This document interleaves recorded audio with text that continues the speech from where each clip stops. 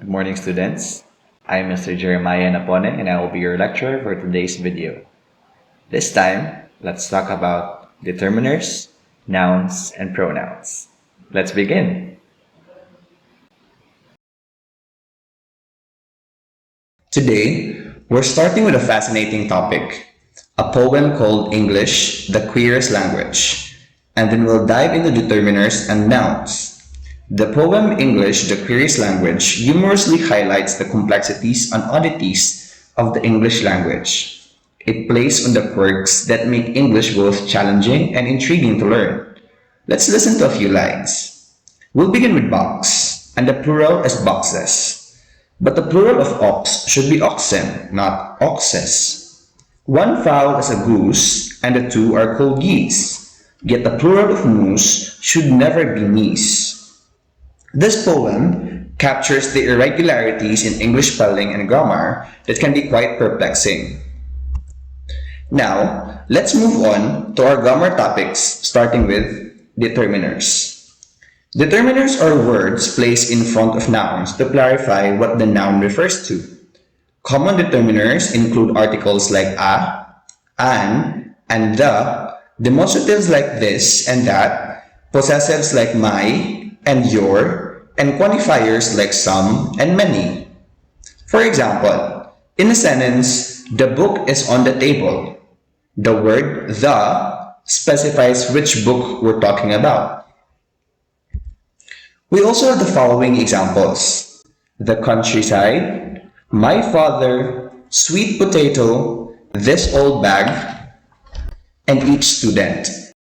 Determiners also have two main functions. It can be of referring and it can be of quantifying. When we say referring, it means showing us who or what the noun is pointing to or talking about. The most common types of determiners which we use for referring the articles, possessives, and demonstratives. We have here a sample dialogue, and I want you to read it with me and evaluate which ones are the determiners. Let's have a scene in the hallway in Caraga State University, where three students, Maria, John, and Ella, are discussing their upcoming group project. We need to decide on a topic for our project. Have you guys thought of anything? I have a few ideas. How about renewable energy in the Philippines? It's a relevant issue and there's a lot of information available. That's a great idea. I remember reading an article about a solar farm in Mindanao. We could use that as our case studies. I like that. We should also consider the impact of renewable energy on local communities. I know a professor who has done some research on the topic. Maybe we could ask him for some advice. Good plan. I'll gather some data on solar panel and wind energy projects. Ella, can you look into hydropower? Sure, I can do that. What about you, Mia? I'll focus on the social economic impact. Let's meet at the library after lunch. We can use the study room on the second floor. Sounds perfect. I'll bring my laptop and the research articles I've collected. Don't forget to bring the project guidelines. We need to make sure we're following all the requirements. I've got them in my bag. See you both later. See you. As you can see in the dialogue, the determiners are articles, possessives, and demonstratives. Another function of the determiner is quantifying. It means showing how much of something there is, or how many. Let's read another dialogue together and observe the determiners used. Another scene is in a cafeteria in Caraga State University. Three freshman students, Isay, Pedro, and Elias, are discussing their new classes. How are your classes so far? I have a few challenging ones, but the most are interesting. Same here. I have several assignments already. Me too. I need to buy some textbooks. I have some extra ones from my cousin. Do you need any? That would help. I have only few right now. Great. We should share some study tips together. Sounds good. Have you observed the determiners? Well, in the dialogue, the determiners used were quantifying. They tell us how much of something there is and how many. Now I hope you now understand what determiners are and their functions. Let us try to answer the following exercises. The instructions are for you to give the correct answer. Are you ready? Let's start with number 1. Identify the determiner in the following sentence. I saw many birds at the park yesterday.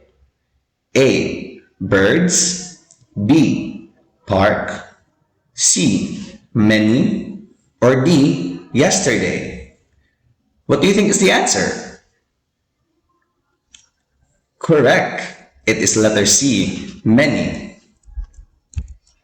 Let's try another one. Which of the following sentences contains a quantifying determiner? She found a lost dog. There are several books on the shelf. The cat is sleeping.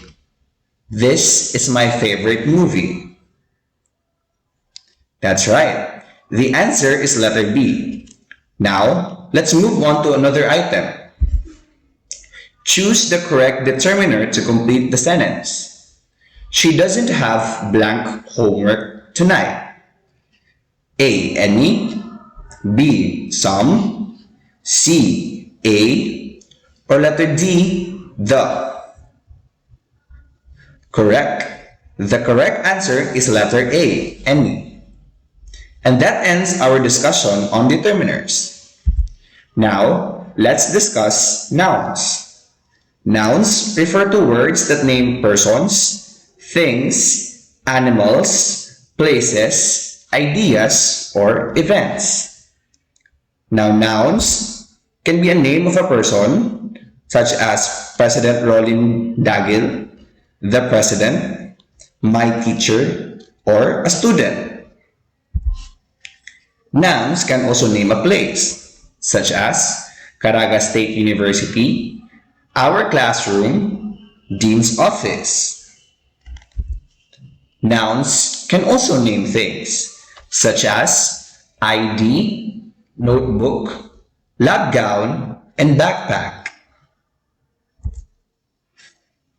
Nouns can function in different roles within a sentence. For example, a noun can be a subject, direct object, indirect object, subject complement, a possessive, or object of a preposition. Let's talk about nouns as subject. The subject of a sentence is the person, place, or thing that is doing or being or experiencing whatever is described by the verb or the sentence. The highlight noun of the sentence. For example, Jose dances gracefully. Here, Jose is the subject. It tells us who is performing the action described by the sentence's verb, which is dances. Another example. Technology is advancing rapidly. Technology is the subject because it is the noun performing the action of advancing. One more example. Anna loves reading books. Anna is the subject because she is the noun performing the action of loving.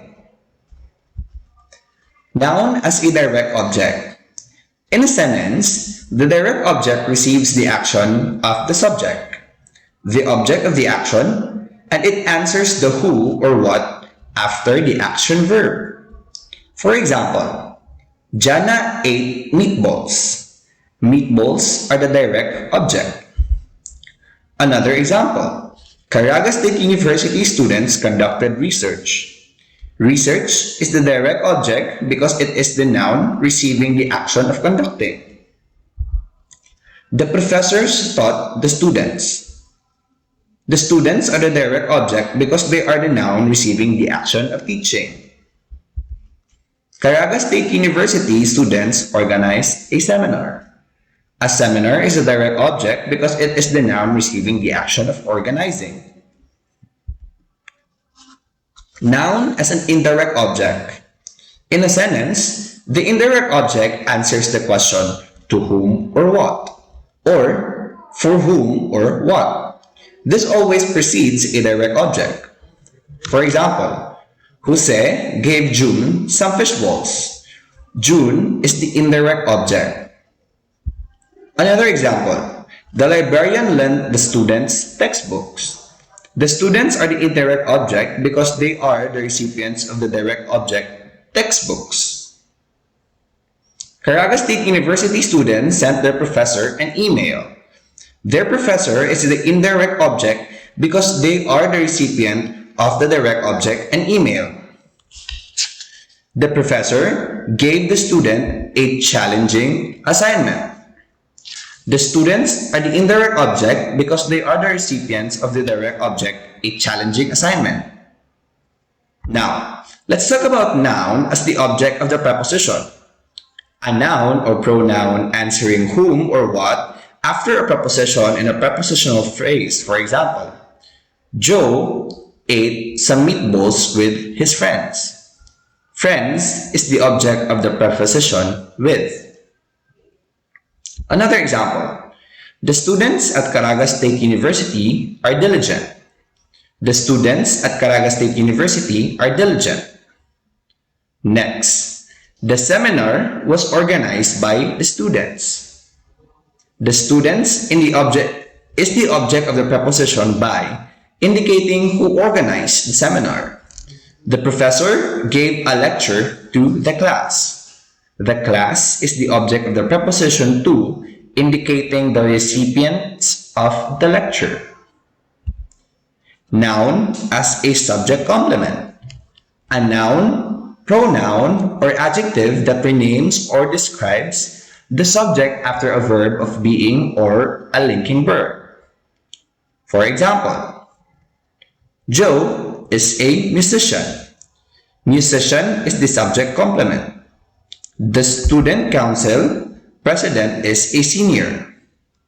A senior is the subject complement because it identifies the subject, the student council president. After the ceremony, the students felt proud. Proud is the object complement because it describes the subject, the students. The winners of the competition were Caraga State University students. Caraga State University students is the subject complement because it identifies the subject, the winners. Now, noun as a possessive. A noun or pronoun that renames another noun. It is usually placed next to the noun it renames. For example, Joe, a musician, plays guitar. A musician is a possessive. The team leader, Maria, coordinated the project effectively. Maria is the appositive because it renames and gives more information about the team leader. The library, a quiet place for study, is open 24 hours during the exams. A quiet place for study is the appositive because it renames and gives more information about the library. Caraga State University students, dedicated scholars, excel in their studies. Dedicated scholars are the appositive because it renames and gives more information about Caraga State University students. That's it for the different functions of nouns on a sentence. Let us now move on the categories of nouns. Let's discuss first the common nouns. Common nouns refer to people or things in general, like boy, country, bridge, city, birth, day, and happiness. Example, graduates of Caraga State University are well prepared to excel in their chosen fields, thanks to the comprehensive education they receive. Graduates is a common noun because it refers to individuals who have completed their studies and received degrees from Caraga State University. It denotes a general category of people rather than specific individuals. Conversely, we have proper nouns. Proper nouns name a specific person, place, or thing and begin with capital letters like Caraga State University, Butuan City, April, and Monday. Example, students at Caraga State University are encouraged to engage in various extracurricular activities to enhance their holistic development. Caraga State University is a proper noun because it is a specific name of the educational institution being referred to. It is capitalized because it is a unique and specific entity. For concrete nouns, refer to people or things that exist physically and can be seen, touched, smelled, heard, or tasted, like dog, building, coffee, tree, rain, beach, and tune. Example: the campus of Caraga State University is equipped with state-of-the-art facilities to support student learning and research endeavors. Facilities are physical structures or resources on the campus, such as classrooms, laboratories, libraries, and technology centers. Abstract nouns refer to ideas, qualities, and conditions that cannot be seen or touched, such as truth, danger, happiness, time, friendship, and humor. For example, graduates of Caraga State University are well prepared to excel in their chosen fields thanks to the comprehensive education they receive. Education is an abstract concept representing the knowledge, skills, and experiences gained through learning, which prepares graduates to succeed in their chosen career paths. Collective noun refers to groups of people or things like audience, family, government, team, a jury. In American English, most collective nouns are treated as singular.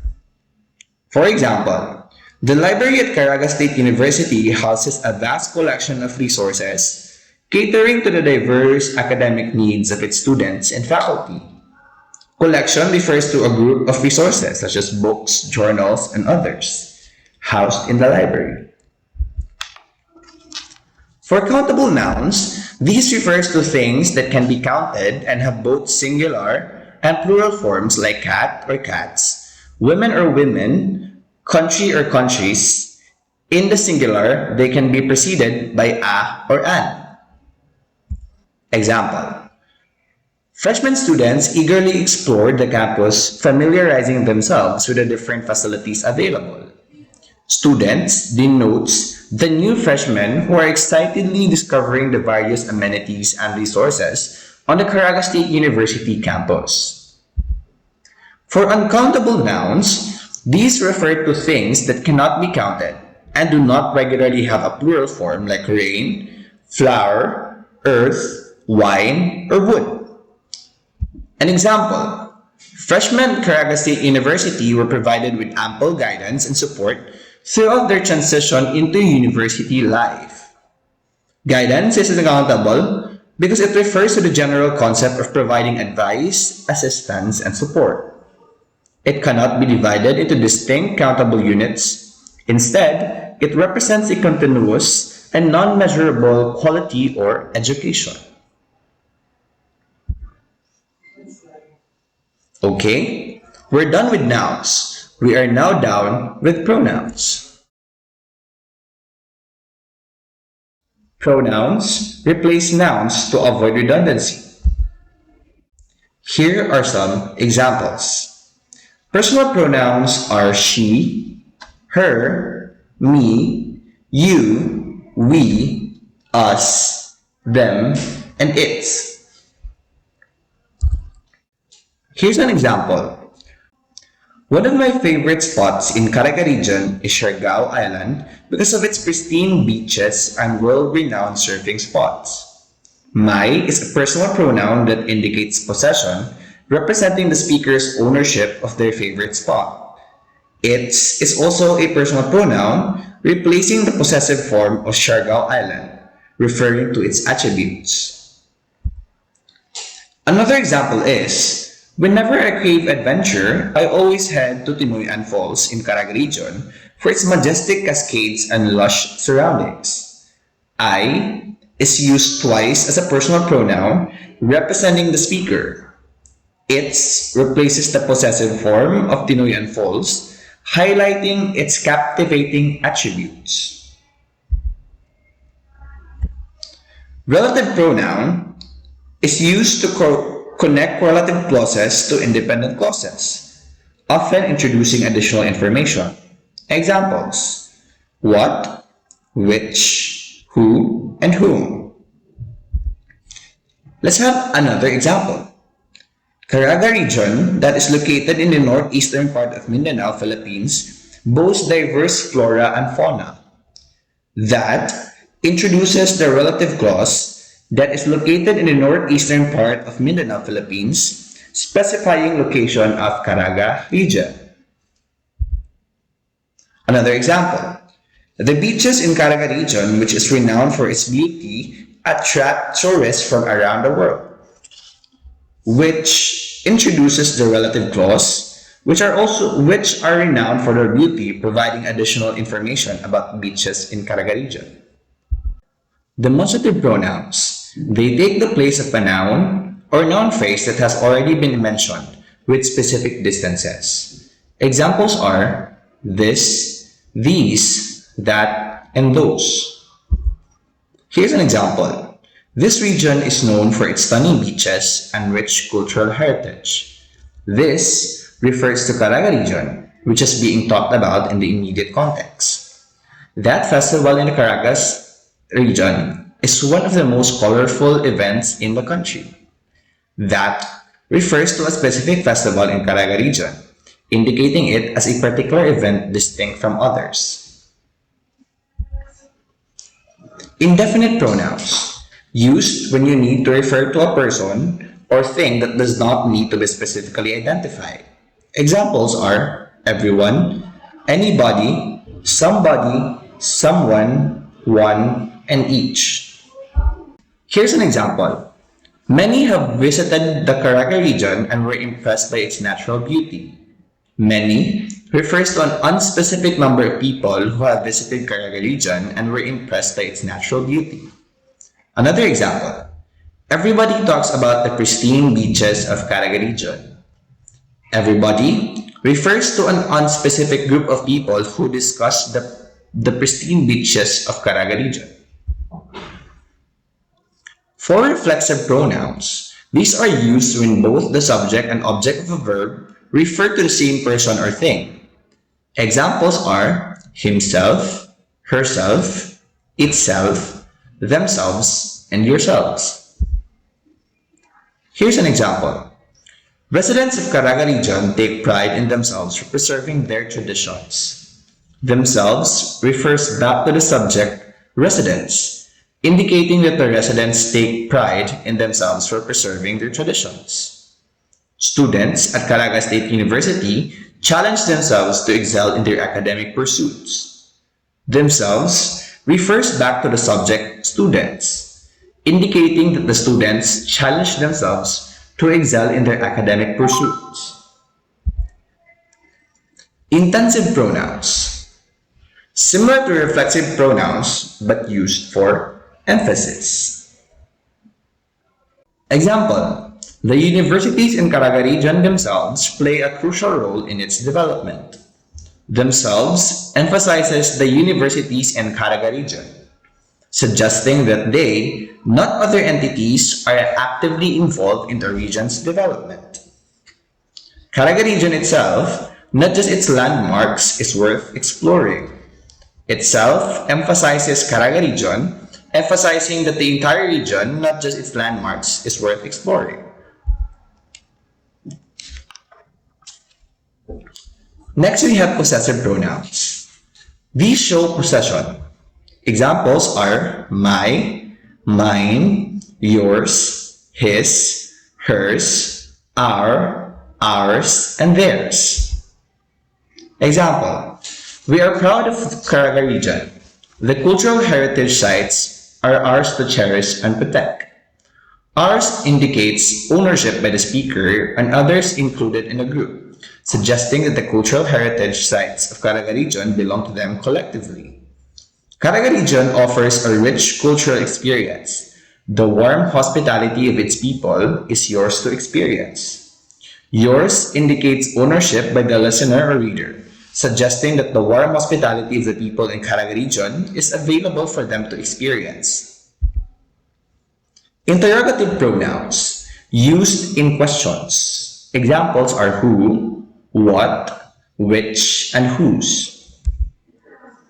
What are the major industries driving the economy of Caraga region? What is used to inquire about the main industries that contribute to the economy of Caraga region? Whose responsibility it is to preserve the natural wonders of Caraga region? Whose is used to ask about the ownership or responsibility for preserving the natural wonders of Caraga region. By understanding these elements, determiners, nouns, and pronouns, you can construct clearer, more precise sentences. Keep practicing, and thanks for joining me today. See you next time!